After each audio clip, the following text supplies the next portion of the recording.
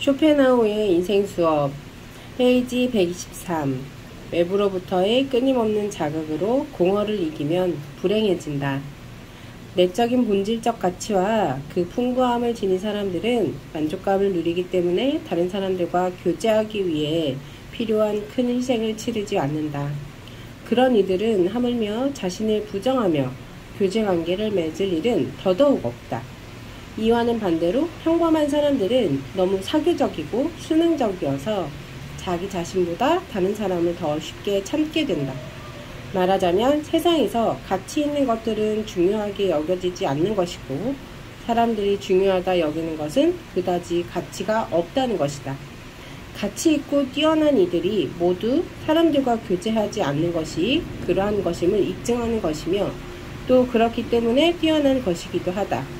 이 모든 것을 바탕으로 미루어 볼 때 자기 자신에 대한 권리를 지닌 사람이라면 필요한 경우 자신의 자유를 보존하거나 확대하기 위해 자신의 욕구를 제한하는 것이 그리고 세상 사람들과 어쩔 수 없이 교제를 해야 하므로 가능한 한 짧게 세상과 타협하는 것이 진정한 삶의 지혜가 되는 것이다. 반면 사람들을 사교적으로 만드는 것은 고독과 고독한 자신을 견딜 능력이 없기 때문이기도 하다. 다른 사람들과 어울리는 것뿐 아니라 낯선 곳으로 여행을 떠나게 하는 것도 내면의 공허와 무료함 때문이다. 그런 사람들의 정신에는 자신을 움직이게 하는 원천의 힘이 부족하기 때문에 술을 통해 그것을 높이려다 결국 취하게 되고 마는 것이다. 바로 이런 이유로 그들은 외부로부터의 끊임없는 자극이 필요하며 자신과 동질한 종류인 술에 의한 가장 강한 자극이 필요하다. 이러한 자극이 없으면 그들의 정신은 그 자체의 무게를 견디지 못하고 무너져 결국 억압적인 무기력에 빠지고 만다. 사리분별 있게 행동하는 것이 나이가 들수록 점점 더 쉬워진다. 외로움은 뛰어난 정신을 지닌 영혼들의 운명이다. 그들도 가끔은 고독에 대해 한숨 지을 것이다. 하지만 그들은 두 가지 재앙 중 덜한 것인 고독을 선택할 것이다. 하지만 나이가 들어갈수록 사리분별 있게 행동하라 가 점점 더 쉬워지고 자연스러워지며 60대가 되면 혼자 있고 싶은 것이 자연스럽고 본능적으로 된다. 그때가 되면 모든 것이 하나로 뭉쳐져 그러한 충동을 촉발시킨다.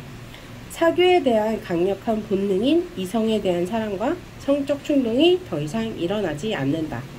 노년기가 되면 성적인 활동도 어느 정도 자족의 토대를 마련해 점점 사교에 대한 본능을 흡수한다. 그렇게 되면 수천의 속임수와 어리석음에서 벗어나는 것이다. 활동적인 삶은 대부분 끝이 났고 더 이상 기대할 것이 없으며 계획하고 의도할 목적도 없다. 그가 속한 세대의 사람들은 더 이상 살아있지 않다. 낯선 사람에게 둘러싸여 있으면 이미 객관적으로도 본질적으로도 혼자 서 있는 것이다. 시간의 흐름이 빨라지지만 아직 정신은 그것을 사용하고 싶어한다.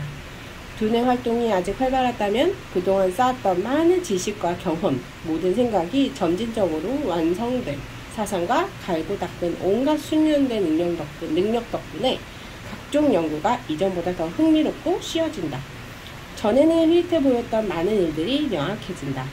여러 가지 일에서 성과를 거두어 우월감을 확실하게 느끼게 된다.